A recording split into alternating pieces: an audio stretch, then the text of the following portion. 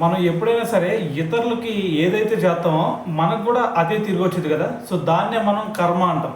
So మరి దీని గురించే మనకి రీసెంట్గా రవిచంద్రన్ అశ్విన్ కూడా మాట్లాడడం జరిగింది. అసలు అశ్విన్ ఎందుకు మాట్లాడాడు భయ్య అంటే, మీ అందరూ కూడా మొన్న 4th టెస్ట్ మ్యాచ్ ఇంగ్లాండ్ మీద చూశారు కదా. మరి ఆ మ్యాచ్లో ఏం జరిగింది, రిషబ్ పంత్కి కాలుకి ఇంజురీ అయింది కదా.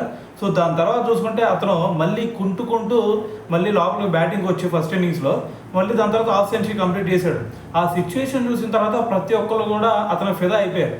అయితే మరి దాని తర్వాత ఇది గౌతమ్ గంభీర్ని ప్రెస్ మీట్లో క్వశ్చన్ అడిగాడు అనమాట ఒక రిపోర్టర్. ఏమన్నాడు తెలుసా, ఇప్పుడు రిషబ్ పంత్ సిచ్యువేషన్ ఇలా ఉంది కదా, మరి దీని గురించి మీరేమనుకుంటున్నారు అని చెప్పేసి గౌతమ్ గంభీర్ని అడిగితే గంభీర్ ఏమన్నాడు, అప్పుడు ఇటువంటి సిచ్యువేషన్ ఉన్నప్పుడు ఎవరికైనా సరే ఒక ప్లేయర్కి గాయం అయితే వాళ్ళ ప్లేస్లో ఇంకొక ప్లేయర్ని రీప్లేస్ చేసుకునే విధంగా ఒక రూల్ తీసుకొస్తే బాగుంటుంది అని చెప్పి అప్పుడు గంభీర్ చెప్పాడు. అయితే మరి ఇదే క్వశ్చన్ తీసుకెళ్ళి బెన్ స్టోక్స్ ముందు కూడా ఆ రిపోర్టర్ అడిగాడు.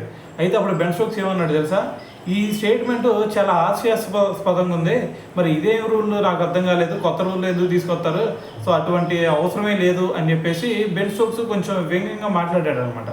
సో అయితే ఇది మాట్లాడిన తర్వాత వెంటనే 5th టెస్ట్లో చూసుకుంటే క్రిస్ వోక్స్కి భుజం గాయమైంది. మరి భుజం గాయంతో ఫస్ట్ ఇన్నింగ్స్లో బ్యాటింగ్ రాకపోయినా సరే ఖచ్చితంగా సెకండ్ ఇన్నింగ్స్లో బ్యాటింగ్ రావాల్సిన సిచ్యువేషన్ ఏర్పడింది. మరి వాళ్ళు 20 రన్స్ కొట్టాలన్నప్పుడు మరి క్రిస్ వోక్స్ బ్యాటింగ్ దిగాడు. సో అప్పుడు ఎంత ఇబ్బంది పడ్డాడో మనం చూసాం. సో దీని గురించే రవిచంద్రన్ అశ్విన్ కూడా మాట్లాడాడు.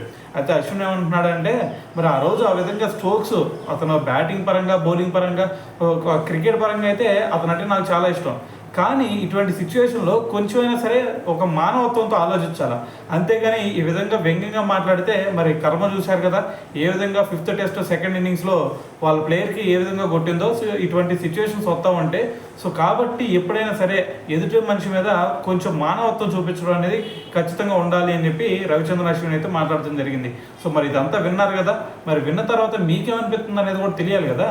సో కింద కామెంట్ చేసేయండి.